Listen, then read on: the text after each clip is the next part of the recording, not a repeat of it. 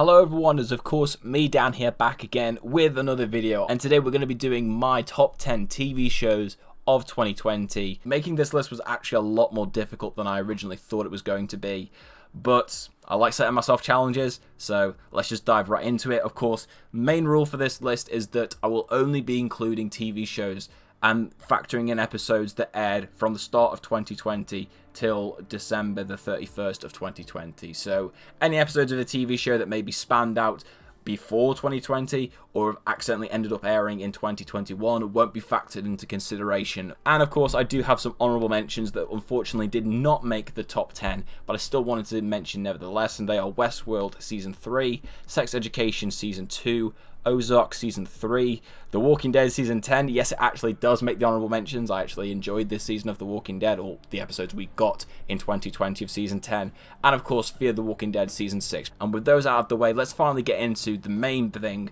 the main meat and attraction of this, my top 10 TV shows of 2020. Okay, number 10, kicking off this list, we have The Flash Season 6. Now, I do actually have a review for The Flash Season 6 already on the channel, so if you want a more in-depth thoughts on the season as a whole, go and check that video out. I'll leave a card to it right now on the video. For a short summary, I really enjoyed Season 6 of The Flash. It was a big improvement for me over the previous 3 seasons of the show that we had had. I think just the factor of having Eric Wallace, a new showrunner, really breathing in a lot of new life into the show, which was just in such desperate need of it. And Season 6 just came in with Eric Wallace bringing all these ideas to the table, and he absolutely killed it. I loved the idea of having this season split up in 2 halves, with the Bloodwork arc in the first half of the season and the Mirror Master arc in the second half. It helped to keep both ends of the season very fresh with the storylines that they were telling.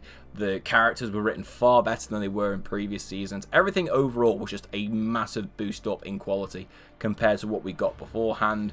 If the back 4 episodes of this season had actually aired as intended, I probably would have considered sneaking this up higher because of where the season seemed like it was going. It was just getting better and better, and it's a shame of course that COVID ended up messing up the production and we didn't get to see the proper ending as intended. With the episodes that we got of Season 6 in 2020 on their own, I loved Season 6 of The Flash. Number 9 on the list, and quite an emotional one for me, that's of course Arrow Season 8, the final season of the show. Again, I do have my own review for Season 8 of Arrow, so if you want to go check that one out, feel free to do so. I'll leave a link to it on here, as per with my Season 6 of The Flash review. But again, in brief summary of this season, I really enjoyed it. Now, it is kind of cheating put Season 8 on because we only got 3 episodes of Season 8 in 2020, but to be honest with you, I loved those episodes so much on their own. They were more than deserving of a place on this list. The crossover episode we had, easily the best episode of the whole crossover, without question, for me personally.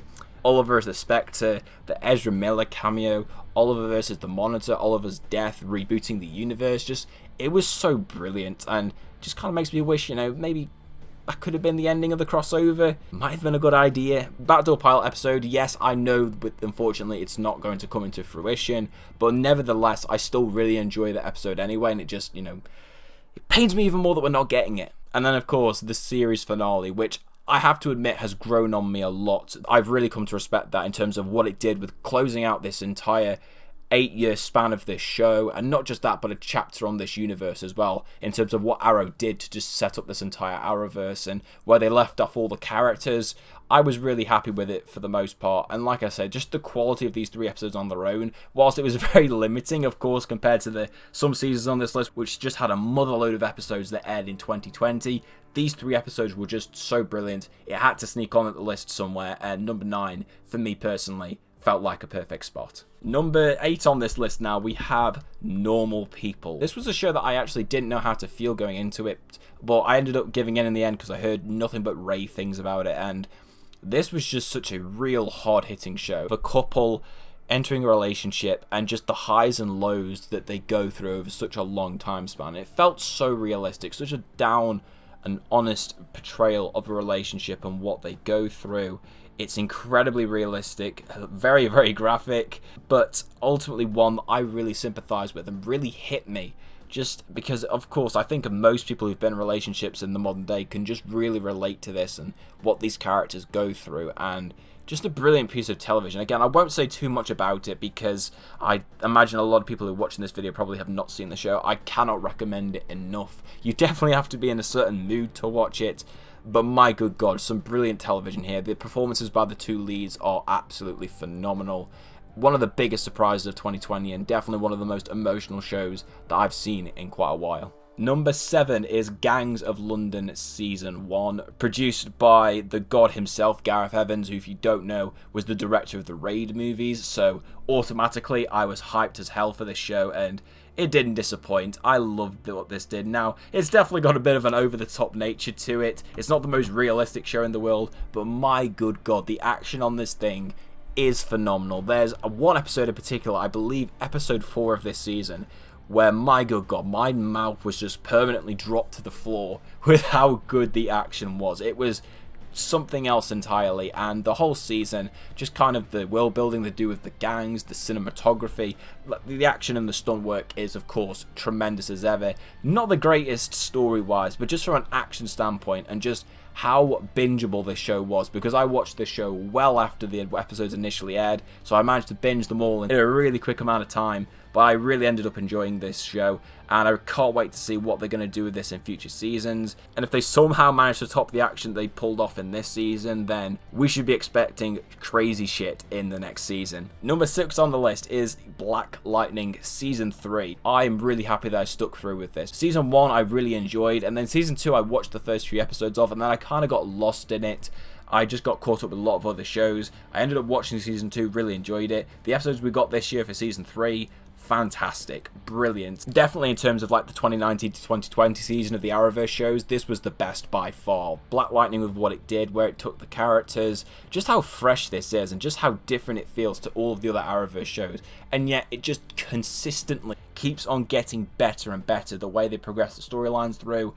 It's just fantastic. Again, people on here, I know will be sleeping on Black Lightning. Please go and check it out. It's fucking awesome. I love this character. Cress Williams in the role, man. He's absolutely brilliant. And I'm just really happy with what they did with Season 3 and ultimately where they leave things off, because, of course, we all know Season 4 is going to be the final season. If it's going to be anything near the quality of the episodes that we got in 2020 of Season 3, then we are in for one hell of a final season. Number 5 on the list is another underrated show, and probably the most underrated on the whole list. I'm going to bang about this one until more people watch it. Warrior Season 2. It is the last ever TV show we're ever getting from Cinemax, because if you don't know, they basically decided, nope, we're not doing original programming, which really upsets me because I thought Cinemax put out some brilliant original TV shows, and this is the last offering from them. And as a final serving, it's fucking brilliant. I love this show with an absolute passion.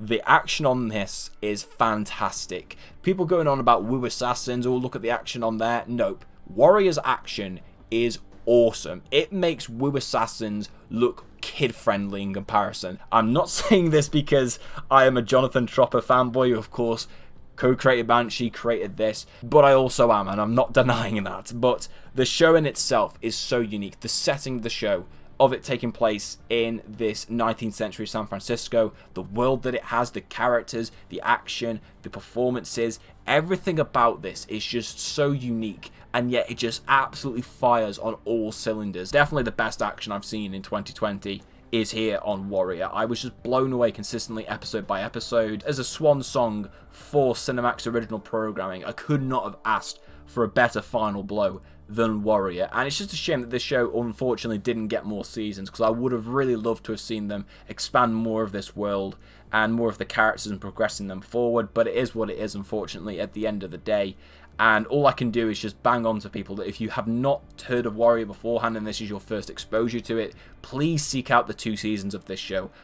Number 4 on this one, and this might actually piss off a few people that it hasn't ranked any higher on this list, and that is Better Call Saul Season 5. Now, the first, I want to say, 5 episodes of the season, predominantly I think episodes 4 and 5, were good, but they weren't particularly blowing me away. But as soon as you get into episode 6, the season just hits overdrive, and it doesn't stop at all. The episode quality in that back half of the season, dear lord, if the whole season was like that, it probably would have been number 1.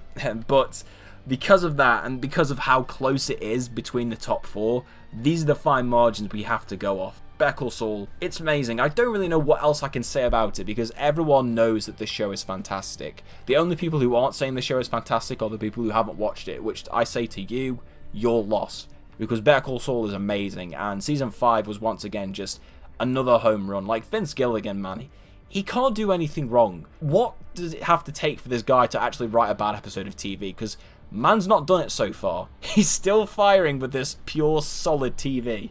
And season 5 of Better Call Saul, yeah, amazing. And again, another show that's going to be having its last season in 2021. In terms of a setup for that, I can't wait. It's going to be really, really emotional seeing this go, ending the whole Breaking Bad universe. But season 5, man, brilliant as usual. Most other years would have probably made number 2 or number 1. But again, just because of how good 2020 was for TV, just makes it to number 4.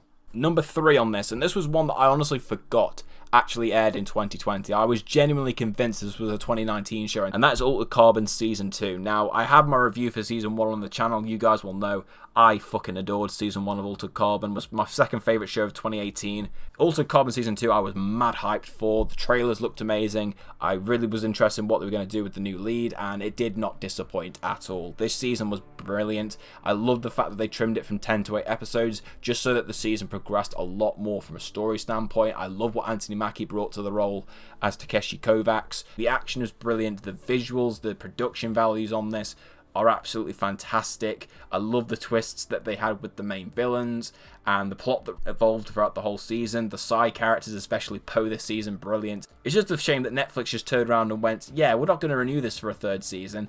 Which, to just briefly mention on the side, yes, I am hella pissed that they decided to cancel this show, because I was really looking forward to it, especially with the cliffhanger at the end of this season. I was just like, you're not going to resolve that? I'm annoyed that we're not going to get more of this show, because, again, I really loved it. But similar to what I said with Warrior, if you haven't checked out the first 2 seasons of Altered Carbon, I implore you to do so, because Season 2 really impressed me. I know that there's been some criticism from some people that they didn't enjoy this season. If that's the case, you know, more power to you, but I really enjoyed what they did with Season 2. It's very different to the first season, but it was still, again, just pure brilliance, just in a different way, and I still appreciated it nevertheless, and more than worthy of a bronze spot at number 3.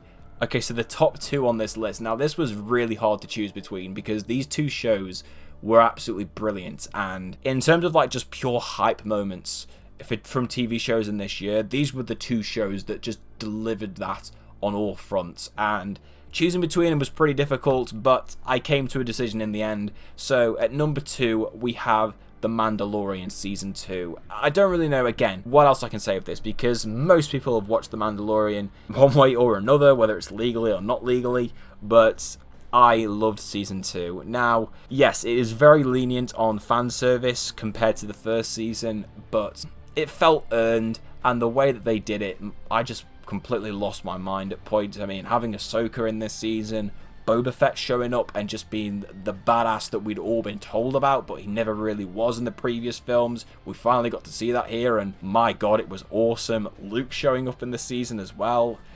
Just the episodes, man, were fantastic. The weird thing is that this season had an episode I just thought was pure average, and I was just like, I'm not sure where this season is going to go. And then progressively from episode 2, the show just got better and better. Like, the first episode was great. Season 2 came along, I was like, meh. And then the episodes after then just, my good god, they just eliminated any worries that I had for this season at all. The array of characters they brought here, the existing stuff that they did with the Mandalorian and the child was fantastic, and the way they paid off the storyline in the finale left me in bits emotionally, but it was just a brilliant season of TV.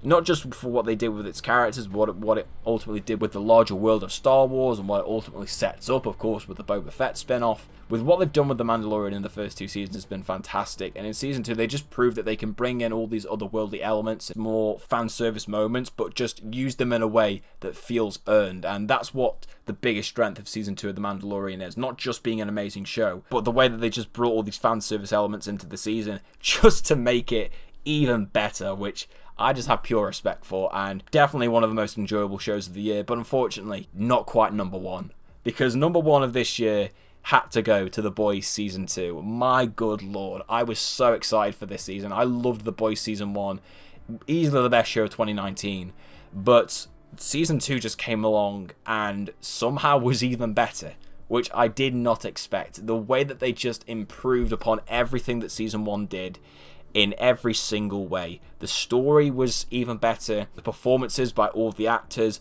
somehow even better than the first season. My Kiwi brothers of Carl Urban and Anthony Starr just killing it as Billy Butcher and Homelander respectively.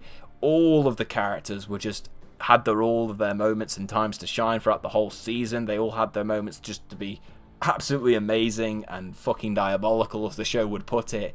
The action, we had a bit more of it in this season, which I really enjoyed. And just in general, I just love the whole way that this show takes a stab and just makes total fun of the comic book genre and how we satirize this entire genre and it's just become a monetary business. I love that, and it just makes this show so unique because of how it takes the superhero trope in a completely different direction to what you'd expect comparing to a lot of these other shows. It's just one of those shows where I just watch it and it's not just entertaining TV, but the fact that it can have social commentary at the same time in a way that doesn't feel so force-fed like you'd get in so many other shows is just brilliant. And again, easily the best show of this year, number one of this list. Like, I love The Mandalorian Season 2, but in terms of just, I mean, Anthony Starr, man, look, we've already established I'm a Banshee fanboy, so anything that's got Anthony Starr in it is going to give it brownie points.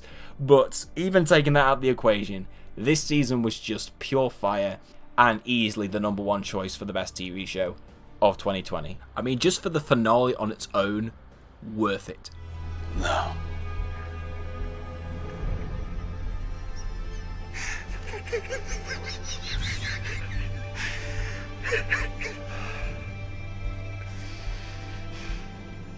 And that is of course bringing us to a close on this ranking video. Let me know in the comment section below what you think about my ranking list. What was your favourite TV show of 2020? I'd be very interested to find out, just to see what different tastes you guys have in terms of TV.